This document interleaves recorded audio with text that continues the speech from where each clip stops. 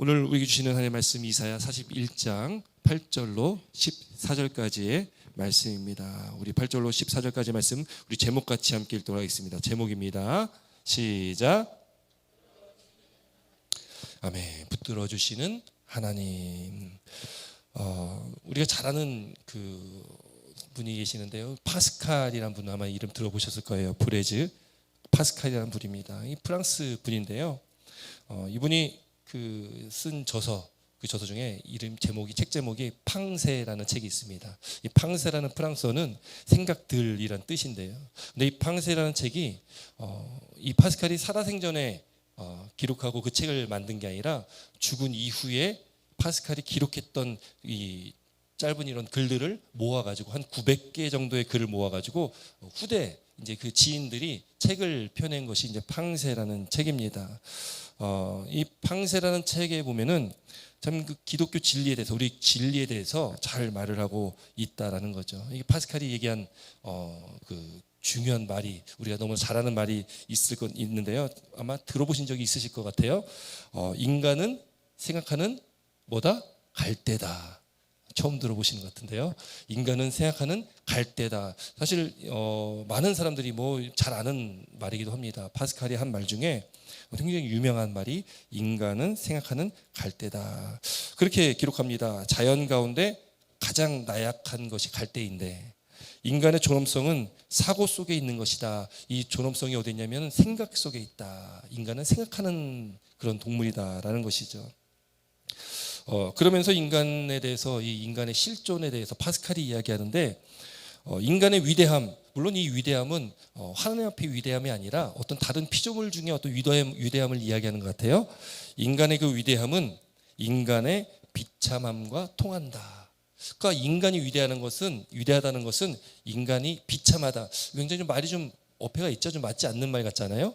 그런데 인간의 위대함은, 다른 어떤 피조물 중에서도 인간의 위대함은 인간의 어떤 비참함과 통한다라는 거예요. 이 파스칼은 이 인간의 위대함이 비참함이다라고 결론을 낸다라는 것이죠. 그에 대해서 이제 파스칼이 이렇게 설명을 하는 거예요. 제가 지금 그 PPT에 띄워드렸는데, 인간의 위대함은 자신이 비참하다는 것을 안다는 점에서 위대하다는 거예요. 자신이 비참하다는 것을 안다는 거예요. 나무는 자신이 비참한지를 모른다. 따라서 자신의 비참함을 아는 것은 비참한 일이지만 자신이 비참하다는 것을 아는 것은 참으로 위대한 일이다라고 파스칼이 이야기합니다. 그러면서 파스칼이 이야기한 것이 있습니다. 그가 인간의 이 비참함 가운데 인간에게 그 증거, 그 비참함을 보여주는 증거가 있는데, 그 증거가 뭐냐? 그게 진공이다. 이 진공은 아무것도 없는 상태를 말하잖아요. 진공 상태라고 우리가 얘기하는 것처럼 우리에게 보여준 증거, 우리의 비참함을 나타내는 증거는 진공이다라고 이야기하는 거예요. 그러면서 하는 말, 파스칼이 이야기했고 또 저도 몇 번 이 설교 때 인용했던 말이기도 합니다. 사람의 영혼에는 빈자리가 있다. 빈자리가 있다. 그걸 말했다라는 거예요. 이게 파스칼이요. 파스칼은 수학학자, 아주 천재적인 수학학자이기도 하면서 뭐 철학가이기도 하고 물리학자이기도 하고 아주 뛰어난 사람입니다. 근데 그가 또 이 진공에 대해서 연구를 했거든요. 그래서 이 자연 상태에 있는 진공을 증명했던 사람이 또 파스칼입니다. 뭐 그의 업적은 참 엄청나게 많습니다. 그가 그렇게 진공이라는 것을 연구하면서 그 이 자연 상태에 있는 진공뿐만 아니라 우리 인간 안에 있는 그 진공에 대해서 이 파스칼은 자신의 책에서 그 짤막하게 글을 남겼다라는 겁니다. 우리 인간의 마음에는 그런 빈자리가 있다. 또 우리 인간의 마음에 빈자리가 있다라는 것을 인정할 때 그때의 하나님의 존재도 인정한다라고 파스칼이 이야기한다라는 거예요. 우리 안에는 텅 빈 공간이 있다라는 것이죠. 여러분, 이 팡세에 또 이런 글을 있는데 한번 제가 읽어드리도록 하겠습니다. 거기 보면 사람은 주위에 있는 모든 것으로 이 빈자리를 채우려고 헛수고한다라는 거예요. 우리의 빈자리 있잖아요. 우리의 뭔가 이 허무한 마음 있지 않습니까? 그 마음을 사람은 다른 것들은 뭘까요? 이 세상에 있는 모든 채우려고 하는 많은 것들이 있겠죠. 뭐 돈이나 명예나 권력이나 어떤 많은 것들이 있는데 그것들 가지고 인간을 채우려고 하는, 이 빈자리를 채우려고 하는 그 헛수고를 한다라고 이야기를 하는 거예요. 그러면서 이 하반절에 보면은 무한한 시면 그 진공 상태 가운데 어떤 무한하고 불변하는 대상, 다시 말해 하나님이 그분이 아니고는 하나님 그분이 아니고는 채울 수 없다라는 것을 깨달아야 된다는 거예요. 그러니까 하나님만이 우리의 빈자리를 채울 수 있다라는 것을 깨달아야 된다는 것을 이 파스칼이 이야기했다라고 하고 있다라는 겁니다. 이 파스칼은요, 그 인생에 있어서 두 번의 회심이 있다고 이야기를 합니다. 이 첫 번째 회심은 그의 가족들 모두가 기독교로 개종을 한 사건입니다.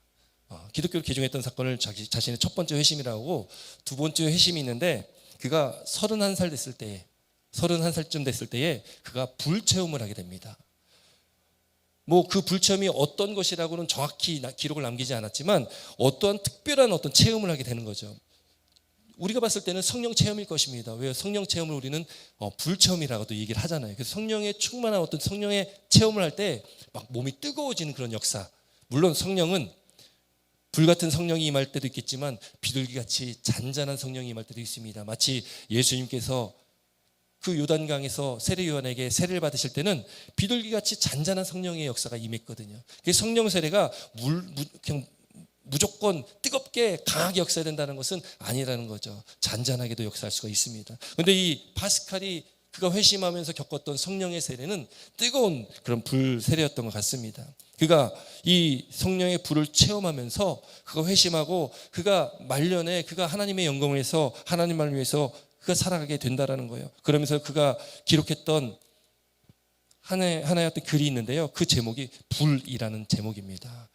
불이라는 제목의 그 글이 있는데 이 파스칼이요, 이 글을 자기가 이 체험을 하고 난 다음에 양피지에 적어가지고 그거를 자기의 입는 옷에 그 안감에다가 이 실로 꿰매가지고 그것을 입고 다녔다라는 거예요.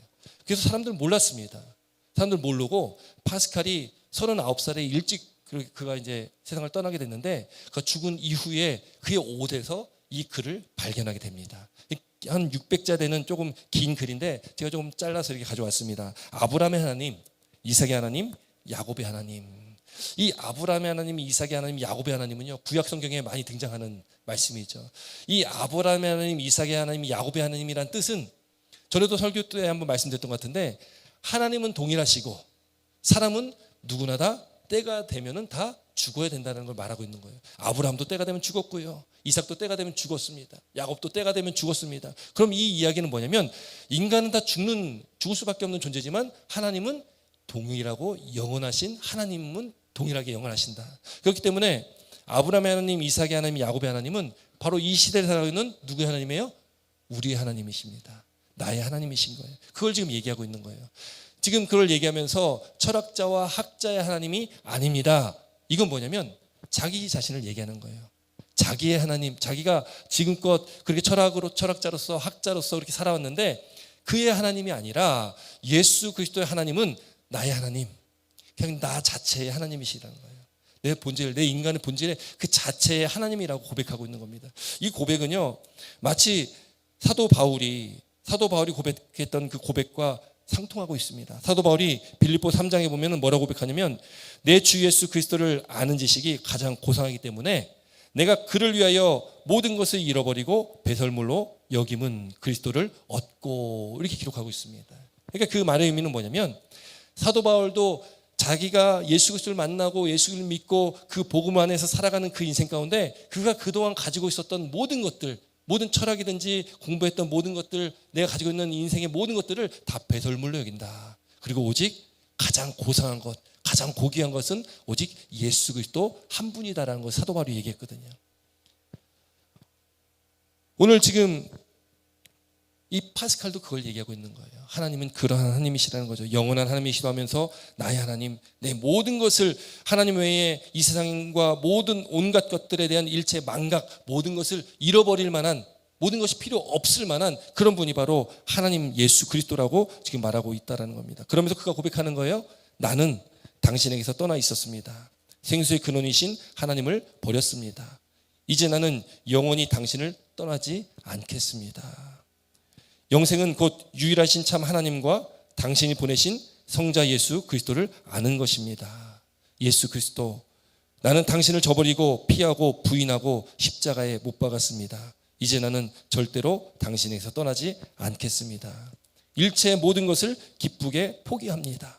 예수 그리스도와 나의 지도자에게 전적인 순종, 이런 글귀를 남겼다라는 거예요. 그리고 이 글귀를 자기 옷 안감에 꿰매가지고 그렇게 입고 다녔다라는 것입니다. 이것이 프랑스의 박물관에 지금도 보관이 되어 있는 내용입니다. 여러분, 우리가 이 파스칼 이야기를 제가 서두에 이렇게 말씀드린 것은 우리가 이 세상을 살아가면서 또 우리에게 주신 그 믿음, 우리 신앙을 지키며 살아갈 때에 우리에게도 인생에 어떤 회심이 있을 겁니다. 예수님을 믿고 또 우리 삶 가운데 하나님의 살아계심을 체험하는 어떤 그런 체험도 있을 것이고 그런 회심의 은혜를 경험하셨을 겁니다.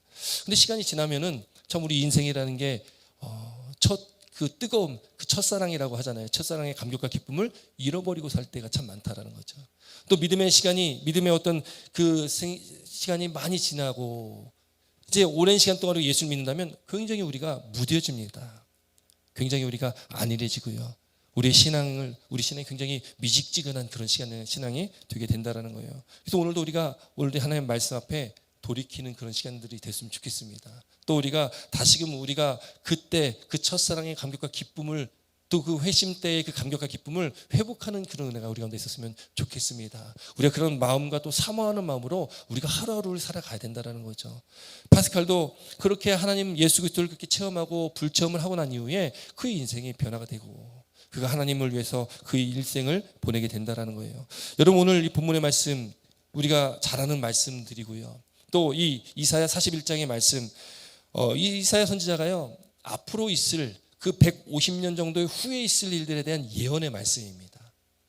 앞으로 150년 후에는 어떤 일이 있을 거냐면은 앞으로 우리가 지난주에도 우리가 에스겔서의 말씀을 나눴지만 에스겔서는 이미 이스라엘이 북이스라엘 남유다가 다 망한 때잖아요. 그러니까 150년 후에는 어떤 일이 있냐면 북이스라엘도 망하고 남유다도 망하고 또 그 이후에 남유다를 망했던 바벨론도 이후에 이 페르시아에 의해서 망하고 또 페르시아는 헬라 제국에 의해서 망하고 헬라 제국은 로마에서 망하게 됩니다. 이게 이제 150년 후에 있어질 일인데요. 그 일들을 150년 전에 이사야 선지자에게 하나님께서 미리 말씀해 주신 거예요. 그래서 앞으로 있을 일들에 대해서 이사야 선지자가 그걸 예언하는 말씀의 한 구절이 오늘 41장의 말씀입니다. 여러분, 이 41장 1절부터 4절까지의 말씀 보면 우리 4절 말씀 함께 읽을까요? 4절 말씀 함께 있습니다. 41장 4절입니다. 함께 있습니다. 시작.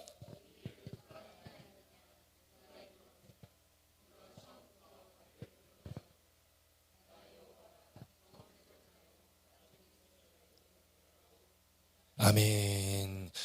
이 41장 또 그 앞장 40장 보면 누가 이런 일을 했냐, 누가 이런 일을 이뤘냐라는 말씀이 계속 반복적으로 나옵니다. 여기 41장 4절에도 이 일을 누가 행했냐, 이 역사를 주관하는 것, 역사의 모든 주관은 누가 하는 것이고 누가 이루는 것이냐, 누가 처음부터 만대를 불러내었느냐, 그러면서 그 답을 오늘 4장의 4절에 말씀하고 있죠. 나 여호와라, 나 여호와라.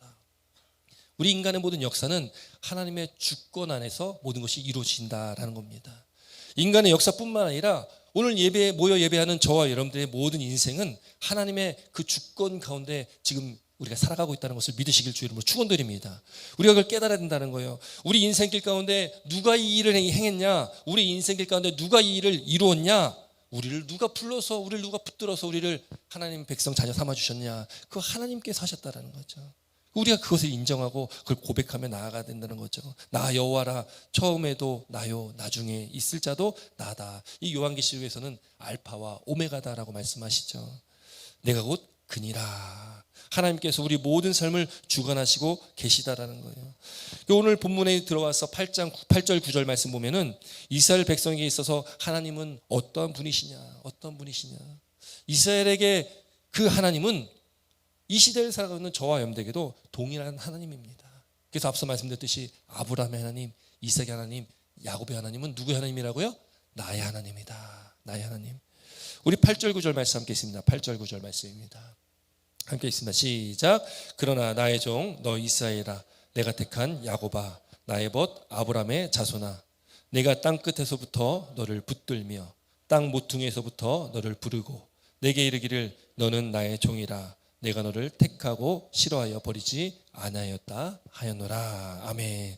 여기 보면은 몇 가지를 이렇게 얘기하고 있는데요. 나의 종, 나의 택한 자, 나의 벗. 여러분, 하나님께서요 지금 이스라엘 백성들에게 하시는 말씀이지만 이 말씀은 저와 여러분들에게도 똑같이 동일하게 하고 있는 말씀이라는 것을 믿으시기 바랍니다. 하나님은 우리에게 어떤 분이시라고요? 하나님은 저와 여러분들에게 어떤 분이시라고요? 우리는 하나님의 종이요, 또 하나님께서 우리를 택하셨고, 또 우리는 하나님의 벗이다, 하나님의 친구다라고도 말씀을 하시는 거예요.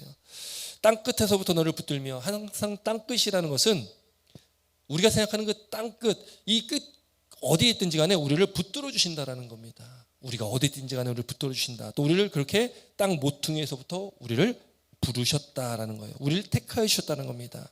그것이 바로 하나님의 은혜요, 하나님의 사랑이다. 그래서 그렇게 우리를 하나님께 붙들어 주셨다는 것을 믿으시길 주의 이름으로 축원드립니다. 그래서 오늘 말씀의 제목이 붙들어 주시는 하나님이라고 말씀의 제목을 우리가 정하였다는 거죠. 여러분, 오늘 본문의 말씀 보면요, 하나님께서 계속적으로 강조하면서 반복하면서 말씀하시는 것들이 있다라는 거죠. 그 말씀을 우리가 깨닫고 그 말씀 가운데 오늘 그 하나님의 은혜를 경험하셨으면 좋겠습니다. 하나님은 어떤 하나님이시냐? 하나님은 어떤 하나님이시냐? 우리가 어제 속장교육을 하면서도 이 말씀을 잠깐 나눴는데, 누가복음 15장에 보면은 탕자의 비유가 나오잖아요. 그 탕자의 비유에 아버지와 큰아들과 작은아들이 나오는데, 그 아버지는 바로 하나님을 말씀하고 있거든요. 하나님. 그 둘째 작은아들이 아버지에게 재산을 달래서 그 재산을 가지고 어떻게 합니까? 세상에 나가가지고 다 탕진하고 빈털터리가 돼서 다시금 마지막에 아버지께 돌아오게 되거든요. 근데 그 아버지는 어떤 아버지냐? 그렇게 둘째 아들이 집을 나가고 그 아들이 자신의 그 유산을 받아가지고 나갔다는 것은 그 당시에 큰 불효고 돌맞아 죽을 만한 일인데, 그럼에도 아버지가 그 재산을 그 둘째 아들에게 띄워주고 그렇게 둘째 아들을 내보냈단 말이죠. 그런데 그 둘째 아들이 돌아오는데 그때 상황을요, 누가복음 15장 20절에 이렇게 기록합니다. 함께 있습니다. 누가복음 15장 20절 함께 있습니다. 시작.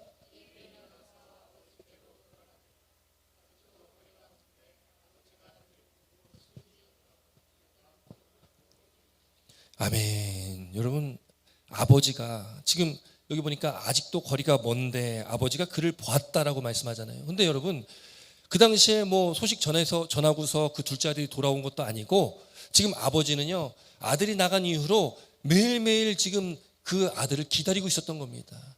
그 때와 시를 알 수 없는데 그 돌아오는 아들을 보고 있었다라는 것 자체가 아버지는 어떻게 된 거예요? 계속 기다렸다. 그게 아버지의 마음이라는 거죠. 아직 거리가 먼데 저 멀리 누군가 오는데 그게 아들인지를 직감하는 겁니다. 그리고 그 아들에게 그 아버지가 보고 측은히 여기며 달려가서 목을 안고 입을 맞췄다. 그것이 아버지의 사랑이라는 겁니다. 아버지는 그 자녀가 돌아오기를 바라는 그런 아버지시고, 한시라도 그 자녀를 잊지 않는 분이 바로 아버지 아닙니까? 인간의 아버지도 그런데 하나님 아버지는, 영원하신 아버지는 우리 삶의 매 순간순간마다 우리를 잊지 않고 늘 우리가 함께 하시는 분이라는 것을 믿으시기를 바랍니다. 그래서 시편 139편에 7절부터 10절에 이렇게 말씀하고 있는 겁니다. 내가 주의 영을 떠나 내가 어디로 가겠습니까? 주의 앞에서 어디로 피하겠습니까? 내가 하늘에 올라갈지라도 거기에도 계시고, 스올의 저 밑에 내가 자리를 펼지라도 거기에도 계시니, 내가 새벽 날개치며 바다 끝에 가서 거기에 거주할지라도 거기서도 주의 손이 나를 인도하시며 주의 오른손이 나를 붙드시리이다. 이렇게 고백하고 있는 겁니다. 여러분, 우리가 어디 있을지라도 하나님께서 함께 하신다는 거예요. 하나님께 택한 하나님의 백성을 놓지 않으신다는 겁니다. 붙들고 계신다는 거예요. 우리가 어디 있을지라도, 바다 끝에 거주할지라도 거기서도 주의 손이 나를 이끈다는 것이 무엇입니까? 인도하신다는 것이 무엇입니까?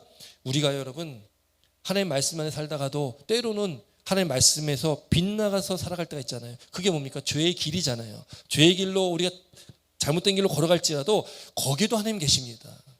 또 우리가 하나님 말씀대로 말씀에 합당한 길로 갈지라도 거기에도 하나님께 계시는 거예요. 이거는 하나님께서 먼저 계시는 겁니다. 하나님께서 이미 계시다라는 거예요. 그러니까 이미 우리 삶을 하나님께서 다 아시기에 하나님께서는 이미 우리의 앞서 행하신 하나님이시기 때문에 먼저 가서 거기 계시며 우리를 인도하시며 우리를 붙들어 주신다는 것을 믿으시길 주의 이름으로 축원드립니다. 여러분, 탕자의 그 집으로 다시 돌아온 그 일도요, 하나님께서 그 세상 가운데 빠져 있는 그 탕자와 하나님께서 함께 하시지 않으셨겠습니까? 하나님께서는 그 둘째 아들 그 탕자와 함께 하시고 계셨던 거예요. 그 마음을 다시금 아버지께로 인도하시는 겁니다. 다시금 집으로 고향 땅으로 돌아오게끔 하시는 것, 그것이 하나님께서 하신 일이라는 거죠. 여러분, 우리 삶 가운데 하나님께서 그렇게 인도하십니다. 우리를 잘 아시는 분입니다. 우리가 어디에 있든지 간에, 무엇을 하든지 간에, 어떤 생각을 하든지 간에 하나님께서는 우리의 모든 것들을 다 아시고 계신 분이에요. 여호와여, 주께서 나를 살펴보셨으므로 나를 아시나이다. 나보다 나를 더 잘 아시는 하나님, 그분이 우리 하나님이시라는 겁니다. 주께서 내가 앉고 일어섬을 아시고 멀리서도 나의 생각을 밝히 아시오며 나의 모든 길과 내가 눕는 것을 살펴보셨나이다. 나의 모든 행위를 익히 아시오며 여호와여, 내 혀의 말을 알지 못하시는 것이 하나도 없으시니이다. 우리 하나님은요, 우리의 모든 것을 알고 계십니다. 여러분, 무섭지 않습니까? 두렵지 않습니까? 여러분, 하나님께서 우리에게 모든 것을 알고 계신다. 여러분, 그렇기 때문에 오늘 8절과 9절 가운데 이렇게 말씀하고 있죠. 내가 택한 야곱아, 내가 너를 택하고. 하나님께서 우리를 잘 아시고 우리를 인도하시고 붙잡아 주시는 것은, 여러분, 하나님께서 우리를 택하여 주신 그 은혜가 있기 때문에 그렇습니다. 내가 하나님을 택한 것이 아니라, 우리가 하나님을 택한 것이 아니라 하나님께서 우리를 택하여 주셨다. 요한복음 15장에는요 예수님께서 말씀하시기를 너희가 나를 택한 것이 아니요 내가 너희를 택하여 세웠다라고 말씀합니다. 여러분, 이것이 은혜 아닙니까? 우리가 하나님께 온 것이 아니라 하나님께서 우리를 택하여서 우리를 불러주셨다라는 거예요. 또 미리 정하신 그들을 또한 부르시고, 부르신 그들 또한 의롭다 하시고, 의롭다 하신 그들 또한 영화롭게 하셨다. 이 로마서 8장의 말씀인데요, 하나님께서는 그렇게 우리에게 은혜를 베풀어 주셨다는 겁니다. 우리를 의롭게 하셨고 우리에게 또 영화롭게 하셨다라는 것을 우리에게 말씀합니다. 여러분, 그러면서 10절 말씀, 우리가 너무나 잘 아는 말씀이고요, 어쩌면 이 선지서에서 우리가 가장 잘 아는, 또 많이 암송하고 계신 그런 말씀일 겁니다. 우리 10절 말씀 함께 있습니다. 10절입니다. 시작. 두려워하지 말라.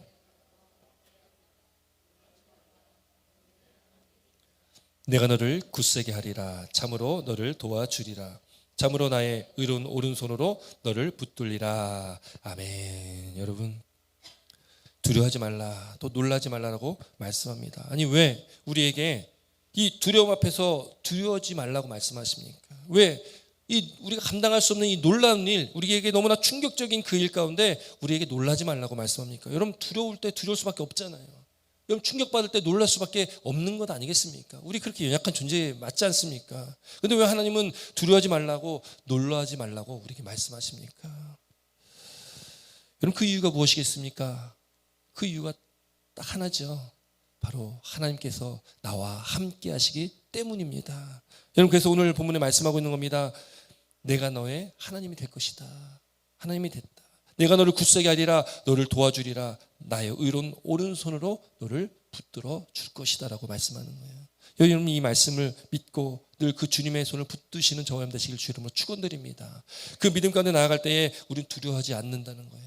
우리는 놀라지 않는다라는 겁니다. 여러분, 주의 오른손, 이 오른손은 권능, 힘을 상징합니다. 하나님의 그 권능의 손으로 우리를 붙잡아 주신다라는 거예요. 이사야 선지자가 이 말씀을 선포할 그 당시 상황은요, 굉장히 암울한 시대입니다. 어디를 봐도 희망이 보이지 않는 그런 시대를 이사야 선지자가 살았습니다. 그 이사야 선지자가 살았던 그 시대, 그 암울한 시대, 그 시대를 살아가면서 150년 후에 있을 이 일들에 대해서 하나님께서 예언하여 주시는데, 이 세상에 있는 모든 역사 가운데 그렇게 힘있다, 강하다고 얘기하는 그 나라들, 아수르, 바벨론, 페르시아, 헬라, 로마, 그 모든 나라를 봐라. 그 모든 나라가 영원한 나라가 있냐라는 거예요. 그 영원한 나라가 있냐? 그 어떤 세력도 영원하지 않고 언젠가 다 무너지게 돼 있다는 겁니다. 인간의 나라는 다 그렇다라는 거예요. 인간의 나라는 언젠간 다 끝이 있다는 겁니다. 지금 미국이요, 가장 전 세계에서 그래도 가장 강력한 나라이지만, 여러분, 미국도 언제 어떻게 될지를 우리는 아무도 알 수 없습니다. 그러니 이 세상을 바라보면 희망이 없는 거죠. 희망이 없습니다. 그러나 여러분, 영원한 유일한 나라가 있지 않습니까? 어디입니까? 하나님의 나라. 하나님의 나라. 그래서 우리가 소망하는 것은 이 세상을 소망할 것이 아니라, 이 세상을 바라보는 것이 아니라 오직 영원한 하나님의 나라를 소망하는 것입니다. 이 세상에 있는 가치를 붙드는 것이 아니라 오직 영원하신 하나님의 진리의 말씀만을 우리가 붙들고 나아가는 겁니다. 여러분, 그러면 우리가 이 세상의 삶 가운데 두려워하지 않는다는 거예요. 놀라지 않는다라는 겁니다. 여러분, 그 하나님께서 우리를 지키시고 보호하십니다. 그 영원하신 하나님, 이 천지 만물을 창조하신 하나님께서 모든 것을 주관하시고 또 지키시고 보호하신다. 그 하나님이 어떻게 역사하십니까? 우리 11절부터 13절까지 말씀이 있습니다. 11절로 13절입니다. 함께 있습니다. 시작.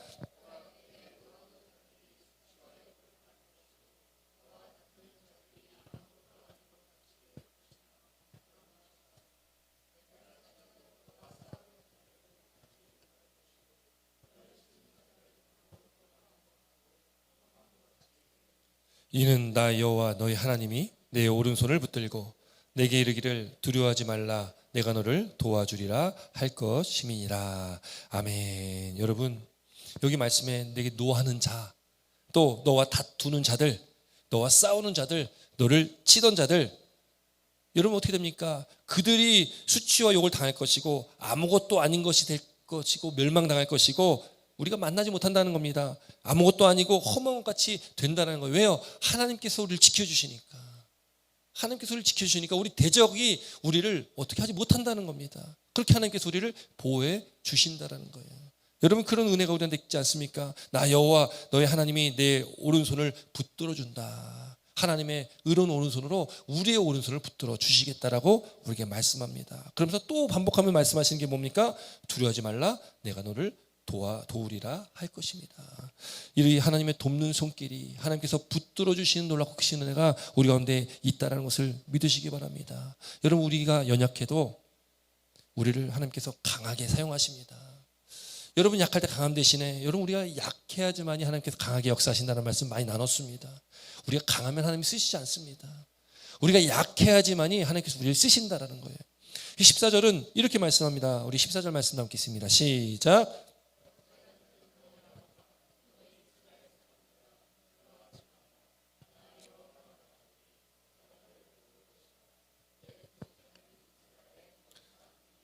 아멘. 여러분, 여기 뭐라고 표현합니까? 버러지 같은 야곱아. 여러분, 누구에게 버러지 같다라고 하면 이거 뭐예요? 욕이잖아요, 욕. 이 버러지 같은 놈아 하면 욕이잖아요, 여러분. 근데 지금 하나님께서 말씀하시는 게 뭐예요? 이 버러지 같은 너 야곱아, 너희 이스라엘 사람들아, 이렇게 얘기를 하고 있는 겁니다. 이거 번역을요, 이전에 우리가 개혁 개정 성경 갖고 있지만 그 전에 개혁 한글 성경에서는요, 지렁이 같은 너 야곱아 이렇게 표현하고 있어요. 지렁이 같은 너 야곱아. 또 현대인 성경이라는 그 번역에는요, 작고 보잘것없는 너희 이스라엘 사람들아 이렇게 번역을 하고 있어요. 영어 성경에는요, 벌레, 지극히 작은 것 이렇게 표현을 하고 있습니다. 그러니까 지금 이 버러지 같은 너 야곱아는 우리가 누구에게 뭐 좀 안 좋게 이야기하듯이 버러지 같은 놈아 이게 아니라 아무것도 할 수 없는 그 연약한 존재를 말하고 있다는 거예요. 약하고 보잘것없는 별 볼 일 없는 그런 존재라는 것을 말하고 있다는 거예요. 누가요? 우리가 그렇다는 겁니다. 그게 우리 인간의 사실 실존이거든요. 근데 인간은 끊임없이 우리 인간은 굉장히 교만하다 보니까 그걸 인정하지 않고요, 어떻게 하든 우리가 더 하나님같이 되려고 노력을 하는 것이 우리 인간이라는 거예요. 그런데 성경에서는 분명히 말씀하고 있는 겁니다. 또 오늘 14절에도 분명히 말씀하고 있는 것처럼 버러지 같은 너 야곱아, 너 야곱은, 너 이스라엘은, 이 시간 모여 예배하는 우리 한 심령 한 사람 한 사람은 아무것도 할 수 없는 그 연약한 존재다. 우리는 그렇게 연약하고 나약하고 보잘것없는 존재다라는 것을 말씀하고 있다는 겁니다. 그러나 하나님께 분명하게 말씀하시는 것은 무엇입니까? 그러나 두려워하지 말라라는 겁니다. 그러나 두려워하지 말라. 왜요? 내가 너를 도울 것이다. 내가 너를 도울 것이다. 여러분, 우리가 연약함을 인정하고 나아가면요, 하나님께 일하시는 겁니다. 그때 하나님께서 일하시는 거예요.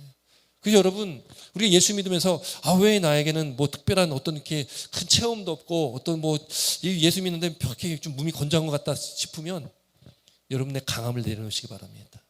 내가 의지했던 것들을 내려놓으시기 바랍니다. 우리 약함으로 하나님께 나아가면 하나님께서 그때 강하게 역사하시고 강하게 우리를 사용하신다는 것을 믿으시기 바랍니다. 그렇게 우리가 나아가야 된다는 거죠. 그것을 우리에게 좀 말씀하고 있는 겁니다. 그렇게 우리의 약함을 인정하며 우리가 나아간다면 하나님께 책임져 주시고 우리가 두려워하지 말라, 내가 너와 함께 한다는 그 말씀이 우리 삶 가운데 역사되어지는 살아있는 말씀이 된다라는 것입니다. 하나님께서 우리를 도우시겠다. 하나님은 우리의 구속자시오, 우리를 구원하신 분이시오, 이스라엘의 거룩한 이시다라고 우리에게 말씀하고 있습니다. 오늘 본문 말씀에 10절, 13절, 14절에 동일하게 3번이나 말씀하고 있는 것이 두려워하지 말라, 두려워하지 말라.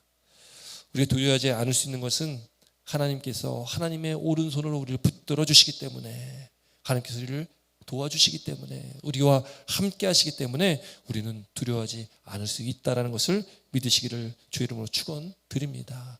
오늘 서론에 제가 이 파스칼에 대해서 이야기한 것처럼, 여러분, 인간은 생각하는 갈대다.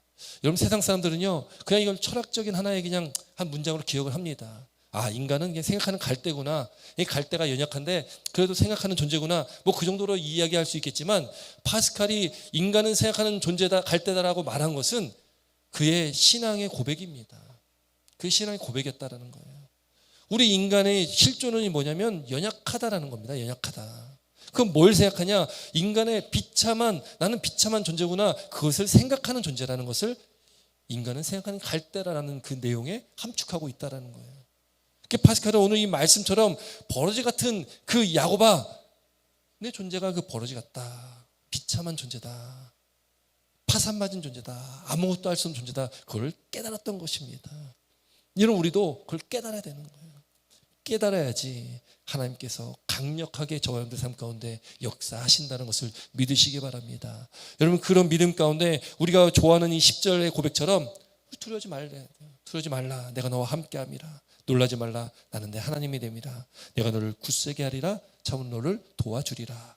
참으로 나의 의로운 오른손으로 너를 붙들리라. 이 말씀 한 구절만 좋아하지 마시고, 그런 믿음의 고백 가운데 우리가 어떻게 살아야 될지, 우리가 어떻게 하나님의 말씀 앞으로 나아갈지를 우리가 한번 오늘 이 말씀을 통해서 되돌아보는 은혜가 있길 주의 이름으로 축원드립니다. 나의 실존, 나의 존재, 나는 어떤 사람이냐, 그걸 깨닫고 그걸 인정하고 하나님께 모든 건 다 내려놓고 나의 연약함을 자랑하고, 그 연약함의 대표적인 것이 십자가잖아요. 그게 사도 바울이 나는 십자가만을 자랑한다, 십자가만 자랑한다. 그러니까 우리가 십자가를 자랑하는 것은, 여러분, 십자가는 가장 연약한 거거든요. 왜냐하면 가장 악한 죄인이 그 받는 형틀, 그것이 바로 십자가잖아요.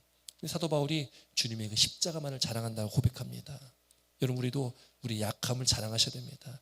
우리 약한 것들을 자랑하셔야 됩니다. 예수 그리스도만 자랑하시고 예수님의 십자가를 자랑하시길 바랍니다. 그리고 자랑하며 우리 약한 것들을 자랑하며 나아갈 때 우리를 통해서 하나님께 강하게 역사하시고, 하나님께 강하게 붙잡아 주시고, 하나님께 강하게 우리를 지키시고 보호하시고 인도하신다는 것을 믿고, 그 믿음 가운데 살아가시는 저와 우리 사랑하는 성도들 되시기를 주의 이름으로 축원드립니다. 기도드리겠습니다.